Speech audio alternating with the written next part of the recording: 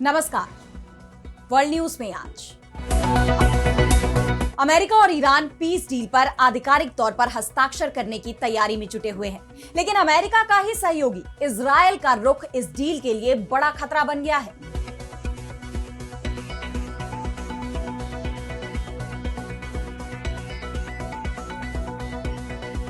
अमेरिकी राष्ट्रपति Donald Trump की पूरी कोशिश है कि कैसे भी ये डील साइन हो जाए। अमेरिका ने हॉर्मुज की नाकेबंदी भी हटा दी है, ईरान को 9 अरब डॉलर की राशि भी दी गई है, लेकिन ईरान ने साफ कर दिया है कि जब तक लेबनान में शांति नहीं होगी कोई डील नहीं होने वाली। वहीं इजरायल लेबनान में अपना अभियान रोकने के लिए तैयार नहीं है, जिससे अमेरिका और ईरान की डील पर संकट मंडराने लगा है। ऐसे में अब ट्रंप इजरायल पर भड़क गए। उन्होंने इजरायली पीएम नेतन्याहू को कड़ी चेतावनी दी है। तो ईरान को लेकर इजरायल और अमेरिका में पड़ी दरार, क्या एक बार फिर पीस डील पर लग जाएगा ब्रेक? इस पर हम करेंगे विस्तार से चर्चा, लेकिन आइए जरा उन खबरों को भी देख लें जिन पर आगे होगी बात। रूस ने ब्रिटेन के यार्ड पर की फायरिंग, इंग्लिश चैनल में बढ़ा तनाव। इस बीच अमेरिकी राष्ट्रपति ट्रंप की यूक्रेनी समकक्ष जेलेंस्की के साथ हुई बैठक, युद्ध खत्म करने पर दिया जोर। फ्रांस में G7 बैठक के लिए आर्थिक ताकतों का महाजुटान, वैश्विक मुद्दों पर हुई चर्चा। भारतीय प्रधानमंत्री की अमेरिकी राष्ट्रपति ट्रंप से होगी मुलाकात। कनाडा के साथ भी रिश्तों की नई शुरुआत के आसार। नेपाल को चीन से मिला झटका, बीजिंग से काला पानी लिपुलेख को लेकर जारी सीमा विवाद में मांगी मदद। कहा भारत के साथ समझौता किस आधार पर? चीन बोला यह आपका आपसी मामला। और चलते चलते में देखेंगे कैसे शहरों ने बदला जानवरों का मिजाज। बंदर आक्रामक तो गिलहरियां हुई बेखौफ। इन सभी खबरों पर हम विस्तार से करेंगे बात, लेकिन पहले एक नजर हेडलाइंस पर। अमेरिकी राष्ट्रपति ट्रंप पर हमले की एक और साजिश नाकाम। जन्मदिन के मौके पर आयोजित UFC कार्यक्रम पर हमले की थी योजना। FBI ने कई संदिग्धों को किया गिरफ्तार। चीन ने संयुक्त राष्ट्र में की बदलाव की मांग, ग्लोबल साउथ की आवाजों को सुने जाने की अपील। कहा देश चाहे बड़े हो या छोटे, मजबूत हो या कमजोर, विकसित हो या विकासशील, अंतरराष्ट्रीय समुदाय के लिए सब एक समान। 40 मिनट में भूकंप के 8 बड़े झटकों से दहला चीन, एक की मौत। 6.3 मापी गई सबसे शक्तिशाली भूकंप की तीव्रता। प्रभावित इलाकों में इमरजेंसी अलर्ट जारी। अमेरिकी सेना ने भारत के नक्शे से की छेड़छाड़, पाकिस्तान अधिकृत कश्मीर को बताया पाकिस्तान का हिस्सा। भारत और अमेरिका में बढ़ सकता है तनाव।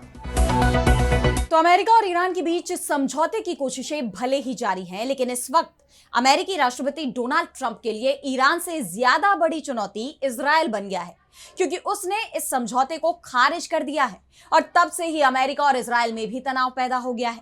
यानी ट्रंप के लिए मुश्किलें खत्म होने का नाम नहीं ले रही। वो किसी भी कीमत पर ईरान के साथ समझौता चाहते हैं। यही वजह है कि डील में अमेरिका ने ईरान की कई शर्तों को मंजूरी भी दी है। ईरान के उप विदेश मंत्री माजिद तख्त रवांची ने दावा किया है कि अमेरिका ने लगभग 2 महीने से ईरानी बंदरगाहों पर लगी नौसैनिक नाकेबंदी अब हटा दी है। ये नाकेबंदी हटाना ईरान की शुरुआती मांगों में शामिल था। इसके बावजूद ईरान के साथ पीस डील को लेकर संशय अब भी बरकरार है। इस डील पर औपचारिक हस्ताक्षर से पहले कई शर्तों को लेकर दोनों पक्षों में एक गहरी खाई दिखाई दे रही है। ट्रंप ईरान के परमाणु कार्यक्रम को लेकर अब भी दबाव बनाते दिखाई दे रहे हैं। उन्होंने डील को लेकर कहा कि हमने ईरान के साथ डील कर ली है और ये सफल होनी चाहिए। अब ये दूसरे चरण में जाएगी, जो मुझे लगता है कि असल में आसान होगा। मैं पिछले हफ्ते उन पर हमला नहीं करना चाहता था, लेकिन हमारे पास कोई चारा नहीं था। हमारे पास किसी दिन अंदर जाकर कार्रवाई करने का अधिकार है, अगर मैं कुछ करना चाहूं या कोई और कुछ करना चाहे, लेकिन हम कोई पैसा निवेश नहीं कर रहे हैं। यानी उन्होंने ईरान को जंग में हुए नुकसान की भरपाई के लिए 300 अरब डॉलर के निवेश से साफ इनकार कर दिया है। हालांकि इस बीच खबर तो यह आ रही है कि यूएई और कतर ने ईरान को समझौते के तहत 9 अरब डॉलर की राशि दी है और पैसे मिलने की ये पूरी प्रक्रिया अमेरिका की देखरेख में हुई है। यानी ट्रंप के दावे और जमीनी हकीकत में काफी फर्क दिखाई दे रहा है। वो बात अलग है कि वैश्विक मंच पर ट्रंप ईरान को धमका भी रहे हैं। उन्होंने चेतावनी दी है कि आगे भी अमेरिका के पास कार्रवाई का अधिकार है। यानी जरूरत महसूस होने पर ट्रंप आगे भी ईरान पर हमले का आदेश दे सकते हैं। ऐसे में दोनों देशों में समझौते पर पूरी सहमति अभी भी आसान नहीं दिख रही। और सबसे बड़ा पेंच तो लेबनान को लेकर फंसा हुआ है, क्योंकि इजरायल लेबनान पर हमले रोकने को तैयार नहीं है। इजरायली सेना ने दक्षिणी लेबनान पर हवाई हमले दोबारा शुरू कर दिए हैं। आईडीएफ ने नबातीह जिले के कफर तेबनीत के बाहरी इलाके में हवाई हमला किया है, जिसके बाद लेबनान के हिजबुल्लाह के लड़ाकों ने कफर तेबनीत के आसपास इजरायली सेना की तरफ कम से कम 10 रॉकेट दागे हैं। यानी यहां शांति की उम्मीद फिलहाल दिखाई नहीं दे रही, जबकि ईरान के विदेश मंत्री अब्बास अराक्ची ने साफ कह दिया है कि ईरान युद्ध की समाप्ति में लेबनान पर इजरायल के कब्जे का खत्म होना भी शामिल है। लेबनान की आजादी इस संघर्ष को खत्म करने के लिए एक जरूरी शर्त है। इन हालात में इजरायल का रवैया ट्रंप के लिए एक बड़ी चुनौती बन गया है और यही वजह है कि अब ट्रंप का गुस्सा भी फूट पड़ा। उन्होंने इजरायली प्रधानमंत्री बिन्यामिन नेतन्याहू को कड़ी चेतावनी दी है कि वो लेबनान को लेकर संभल कर चले। ट्रंप ने कहा कि अगर मैं न होता तो इजरायल तबाह हो चुका होता। इजरायल के अस्तित्व और उसकी सुरक्षा में अमेरिका की भूमिका निर्णायक रही है। मेरे नेतृत्व के बिना इजरायल की स्थिति कमजोर हो सकती थी, क्योंकि दूसरा कोई भी राष्ट्रपति वो कदम उठाने को तैयार नहीं था जो मैंने उठाए। बीबी यानी इजरायली प्रधानमंत्री बिन्यामिन नेतन्याहू को अब लेबनान के संदर्भ में ज्यादा जिम्मेदारी से काम करना चाहिए। लेबनान के हालात पर चिंता जताते हुए ट्रंप ने आगे कहा कि यह देश पहले शिक्षकों, डॉक्टरों और वकीलों के लिए जाना जाता था, लेकिन अब इसकी स्थिति काफी खराब हो चुकी है। मौजूदा हालात में ईरान को लेकर अमेरिका और इजरायल में टकराव बढ़ता दिखाई दे रहा है। अब देखना यह होगा कि इन सभी चुनौतियों से ट्रंप कैसे निपटते हैं और क्या ये पीस डील पश्चिम एशिया में शांति स्थापित कर पाएगी, ये बड़ा सवाल है। और अब बढ़ते हैं अगली खबर की तरफ, जहां हम बात करेंगे रूस यूक्रेन युद्ध की। तो एक तरफ इस जंग में हमले तो तेज होते ही जा रहे हैं, साथ ही उनका दायरा भी बढ़ रहा है। वहीं दूसरी तरफ युद्ध खत्म करने की मांग भी जोर पकड़ रही है। अब इंग्लिश चैनल में रूस और ब्रिटेन के बीच तनाव और बढ़ता दिखाई दे रहा है। रूसी युद्धपोत एडमिरल ग्रिगोरोविच ने एक ब्रिटिश यार्ड के सामने फायरिंग की है, जिससे क्षेत्र में तनाव और बढ़ता नजर आ रहा है। बताया जा रहा है कि यह फायरिंग चेतावनी के तौर पर की गई। दरअसल कुछ दिन पहले ब्रिटेन ने रूस के कथित शैडो फ्लीट से जुड़े एक तेल टैंकर पर कार्रवाई करते हुए उसके भारतीय कप्तान अजय पंत को गिरफ्तार कर लिया था, जिसे लेकर रूस भड़का हुआ है और उसने अपना युद्धपोत इस क्षेत्र में उतार दिया। और अब इस टकराव को लेकर रूस के रक्षा मंत्रालय के मुताबिक ब्राइट फ्यूचर नाम का ब्रिटिश यार्ड सीधे रूसी युद्धपोत की तरफ बढ़ रहा था और टक्कर का खतरा पैदा हो गया था। हमारी नौसेना ने कई बार रेडियो के जरिए यार्ड से संपर्क करने की कोशिश की, लेकिन कोई जवाब नहीं मिला।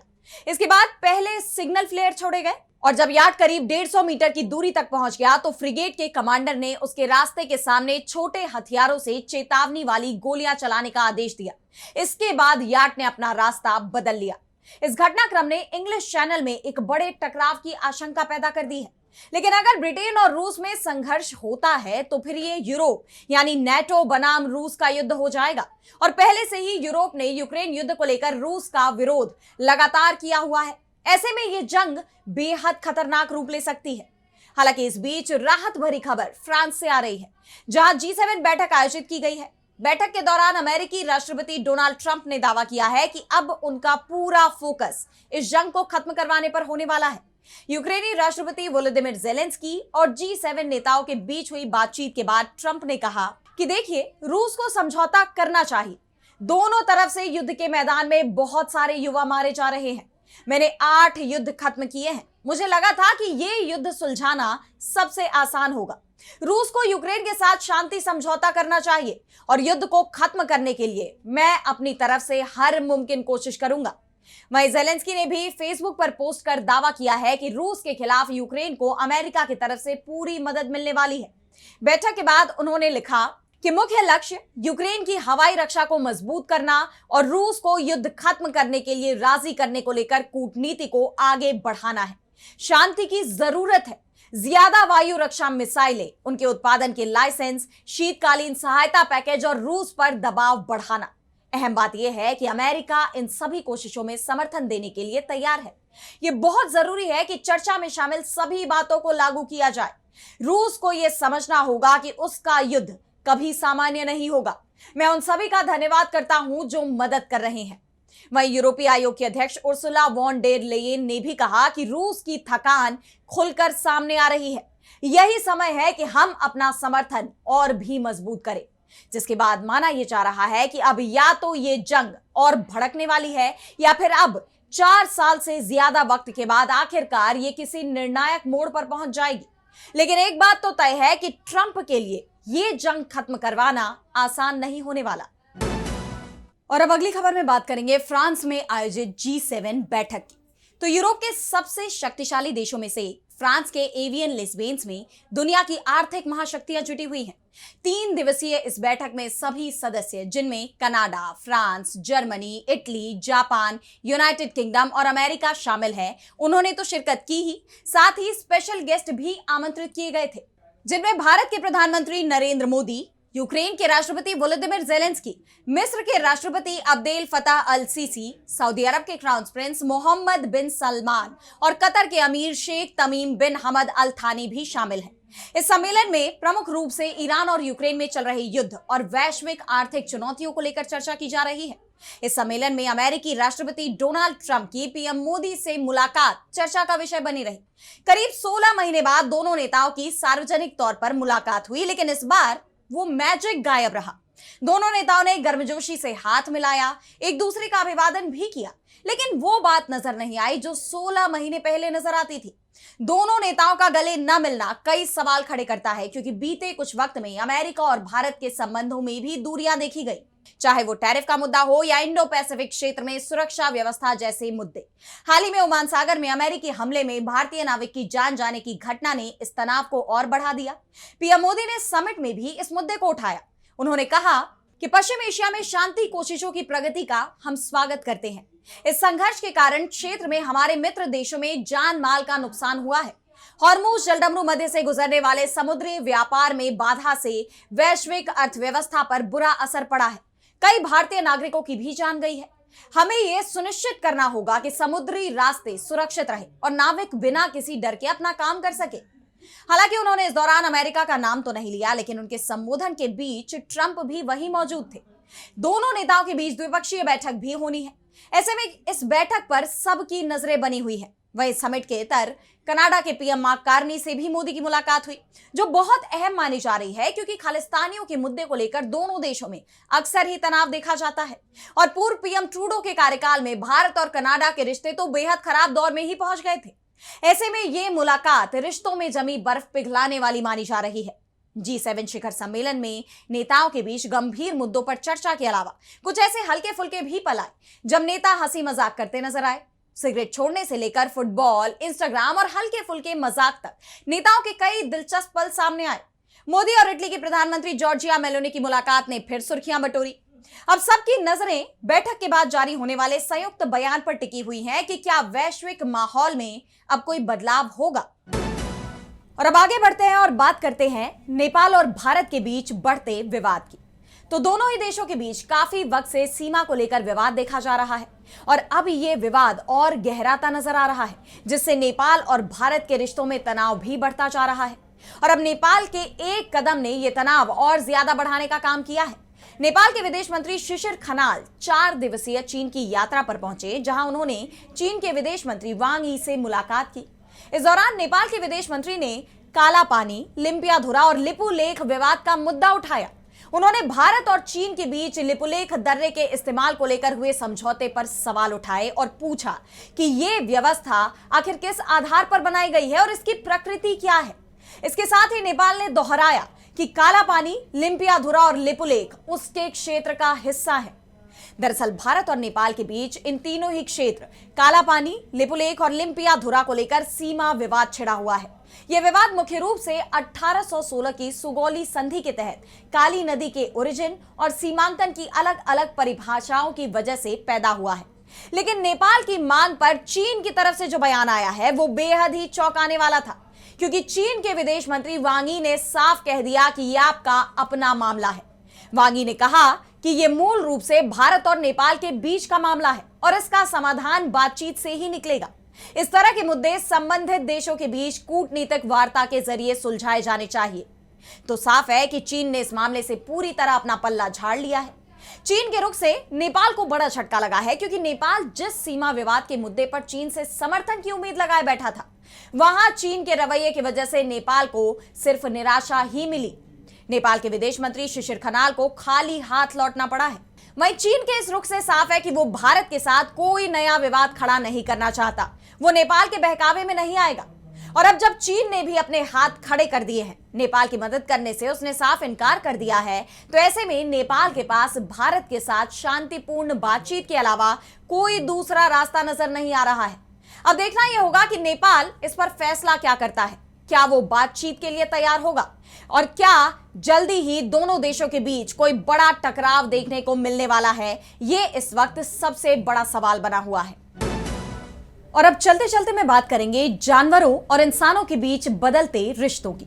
तो क्या आपके साथ कभी ऐसा हुआ है कि आप आराम से कहीं बाहर टहल रहे हो और अचानक कोई बंदर आपके हाथ से आपको फोन, सिर से आपकी टोपी या बैग से कोई चीज छीन कर भाग जाए, या फिर कबूतर आपके बिल्कुल करीब आकर बैठ जाए और उड़ने का नाम ही ना ले? आपने भी जरूर सोचा होगा कि इन जानवरों में आखिर इंसानों का खौफ क्यों नहीं है, ये इतने निडर कैसे हो गए? अगर यह ख्याल कभी भी आपके दिमाग में आया है तो आपने बिल्कुल सही चीज पर गौर किया है। दरअसल हाल ही में छपी एक ग्लोबल रिपोर्ट ने इस बात को साबित कर दिया है कि जानवरों की प्रवृत्ति भी अब बदल रही है। दुनिया के 25 देशों के 133 जानवरों और पक्षियों पर एक बड़ी रिसर्च की गई और इस रिसर्च में दिल्ली और मुंबई जैसे शहर भी शामिल हैं। इसमें पता चला कि शहरों के जानवर अब इंसानों से डरना लगभग भूल ही गए हैं।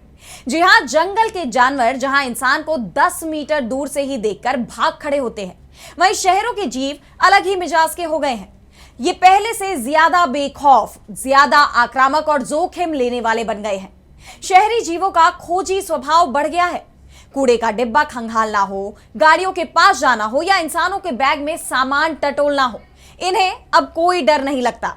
और यह बदलाव सिर्फ बंदरों या कबूतरों में ही नहीं आया है, बल्कि गिलहरी, चूहों और कौवों में भी दिख रहा है।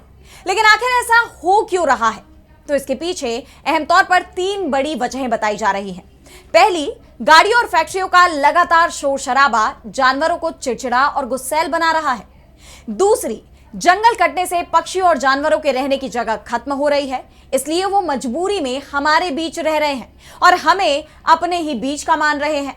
और तीसरी प्रमुख वजह है इस नए माहौल के कारण पक्षियों का पूरा जीवन चक्र बदलना और उसकी प्रजनन क्षमता यानी बच्चे पैदा करने की दर भी घट रही है। अब सुनने में भले ही अच्छा लगे कि जानवर हमारे करीब आ रहे हैं, लेकिन वैज्ञानिकों ने इसे लेकर एक बड़ी चेतावनी भी दी है। जानवरों का ये निडर स्वभाव हमारे लिए खतरनाक हो सकता है। इससे इंसानों और जानवरों के बीच टकराव बढ़ सकता है। इसके अलावा जानवरों के काटने, अचानक सामने आने से सड़क हादसों और उनसे फैलने वाली गंभीर बीमारियों का खतरा भी पहले से कहीं ज्यादा बढ़ रहा है। इसीलिए इन बेखौफ जानवरों से थोड़ी दूरी बनाए रखने में ही समझदारी होगी। तो फिलहाल वर्ल्ड न्यूज में आज इतना ही। देश दुनिया की तमाम बड़ी खबरों के लिए आप देखते रहिए डीबी लाइव और मुझे दीजिए इजाजत। नमस्कार।